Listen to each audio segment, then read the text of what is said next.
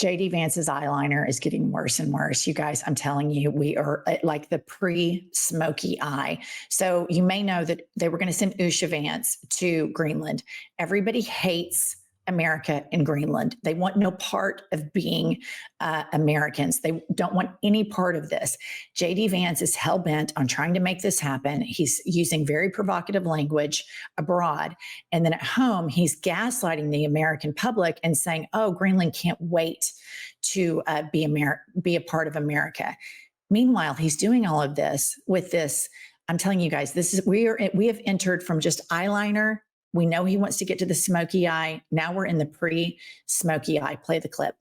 It's JD Vance, the vice president. And you know, there was so much excitement around Usha's visit to Greenland this Friday.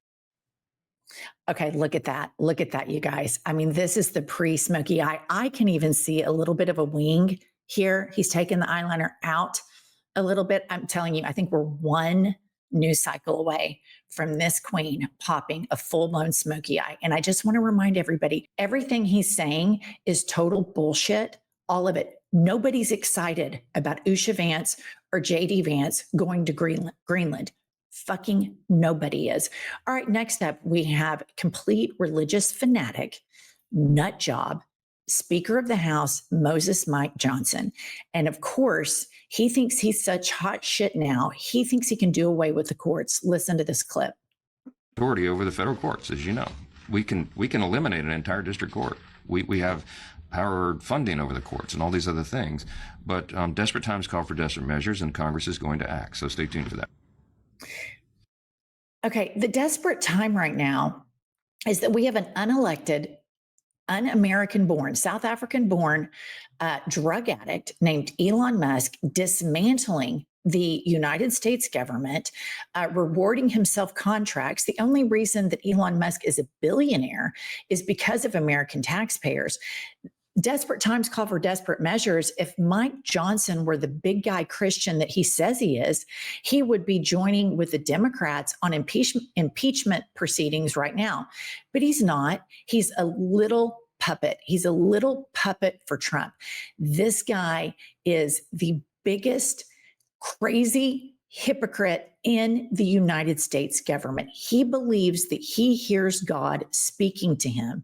And I just want to remind everybody that Moses Mike Johnson lives with this evangelical grifter who is rumored to be a closeted homosexual, who is funded by another crazy grifter out of Nashville. And the rumors all over Nashville is that this guy is a closeted homosexual. And this is who the Speaker of the House lives with in Washington, D.C. And we're supposed to let this guy dismantle the federal courts, the only thing that we have right now, keeping this whole thing from falling apart. It's insanity.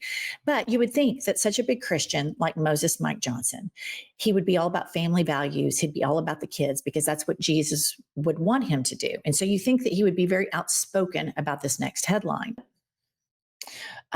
Florida considers bill to roll back child labor laws to fill jobs once held by undocumented migrants. So think about this. We are deporting our workforce, and there's going to be such a void for the work that Florida is going to put the kids to work. This is insanity. I mean, the one thing that I think I valued, or I tried to value about being American, was that at least maybe the progress was slow, but at least we were working towards expanding rights. We were working towards trying to make this place better. MAGA is completely wanting to send our country to the dark ages. It is insane. And most of these MAGA men are big, big Jesus guys. Okay, next up, we have the right-wingers are losing their mind. I mean, they are stage 5 meltdown over Jasmine Crockett. So Governor Abbott of Texas is handicapped and he's in a wheelchair. And a tree fell on him when he was younger and he sued for the injury and he received millions of dollars. And since then, he has put laws in place that would make it more difficult for victims of accidents like him to have recourse in the courts. And he also has voted to defund disabled children in schools. And everybody in Texas, whether you like it or not, calls him Governor Hot Wheels. That's what he's called. And Jasmine Crockett just called him that, and they're all losing their minds. Play the clip. Because we in these hot ass Texas streets, honey. Y'all know we got Governor Hot Wheels down there. Come on now. And the only thing hot about. Okay, so this is the comedy is legal now, guys. And what I have to say to all of you right wingers that don't like her picking on Greg Abbott, tough titties, tough titties. This is what you guys do all the time. We're done with always having to be the people that are always on the high road while every single one of you mold and bend and do moral and mental gymnastics so that you can please this grotesque, fat ass, bad makeup Donald Trump with his closeted homosexual vice president that pops a smoky eye, who went to Peter Thiel gay camp, and we're supposed to just always be perfect for you guys. She called him Governor Hot Wheels because that guy's a piece of shit. But let me tell you something. The difference between Abbott and Jasmine Crockett is this. Jasmine Crockett will always fight for disabled people. She will always fight for minorities. She will always fight for the LGBTQ plus people. She fights for everybody. Governor Abbott fights for no one except for Donald Trump and other rich Texans. He is a disgrace, and they are so rich about this because they all voted for the guy that did this. Play the clip. Written by a nice reporter. Now the poor guy, you got to see this guy. I don't know what I said. I don't remember. He's going like, okay. I don't remember. There's Trump making fun of a disabled reporter. So by your logic, MAGA, you're okay with this. You're okay with this. So spare me the faux outrage over Jasmine Crockett and quit holding people on the left to a standard that you yourself could never even get close to attaining. All right, next up, Trump now wants to do reparations for the January 6th cop beaters. Play the clip. I took care of them.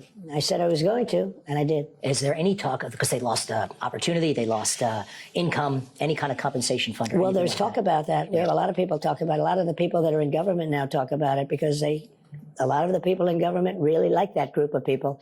They were patriots as far as I was concerned. I talk about them a lot. They were treated very unfairly. You know, the thing they show is they show a group of 1,000, whatever it may have been, 1,500 people down. What they don't show, you never see the crowd that day.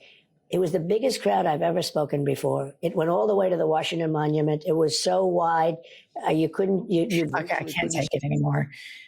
So he wants to have reparations for all of these cop beaters, these hardened criminals that have that he's pardoned.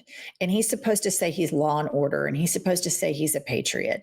These are the people that helped him in his failed coup attempt, and why the American public, after all of this, would put him back in office is the most pathetic election results I've ever seen in my life, because most of the people that are going to get harmed from this man's policies are the very people in which he voted for. All right, next up, as we all know, Trump has a problem being a fair person. It's inherently not in his nature to be fair. He cannot shake the hand of anybody who beats him. He does not want anything to be equal. He wants everything to be rigged constantly. So what is he going after right now? He's going to go after elections. And this to me is so dangerous. And we have to really fight for this, because Trump's not a spring chicken. And if in this term, if he's not successful in trying to reorganize elections, some other nut will come in and pick up where he's left off, because they've built this massive propaganda complex on the right. And so many people are indoctrinated and completely brainwashed into this. So let's hear this. Let's put up this slide of what he's trying to do. It's an executive order written so poor and sloppily that it would bar voter registration to almost everyone without a passport. And that's 50 to 55% of the country. Birth certificates aren't listed. Real IDs won't work because people with green cards get them too. So there's a lot of Americans that never leave the country, never get a passport. And this is complete voter suppression. This is what the Republicans have dreamed about doing forever because gerrymandering has not been enough. This is the next step. And we all have to keep an eye on this because this is wildly dangerous and very, very anti-democratic. Last up, Trump is constantly marveling. He's in awe of the word groceries. And this has come up like 10, 12 different times. I've seen so many clips. And this is him yesterday talking about the word groceries. And I think it's because he's never had to buy them. He was born with a silver spoon in his mouth, raised by a multimillionaire. He inherited $450 million. This man, the idea of groceries, budgeting for groceries, going to the grocery store is something that's so foreign to him. And you can see this in the way that he speaks about the word groceries. Play the clip. We brought eggs down at a level that nobody thought we could get at. I inherited that situation, and I inherited a grocery situation. The groceries went way up, an old-fashioned word, but it's a very descriptive word. Groceries have gone through the roof. And I used to campaign on it. I used to say, we're going to get groceries down, and we have got it down. I watched an old-fashioned word. It's like maybe he heard his mother say that when he was little, that she had to go get groceries, but all of his adult life, he hasn't heard of it. And think about this. So many of his voters are getting hit so hard by this Trump-created and exacerbated inflation. And they're getting hit the most at the grocery store. And this guy doesn't even know what it is. He thinks it's an old-fashioned word. All right, guys, I am in Brazil. I'm heading home tomorrow, so I'll see you all tomorrow afternoon. Pumps will hit you guys up tomorrow, but please subscribe to our channel. We are trying to achieve 1 million viewers, and we'll see you all later.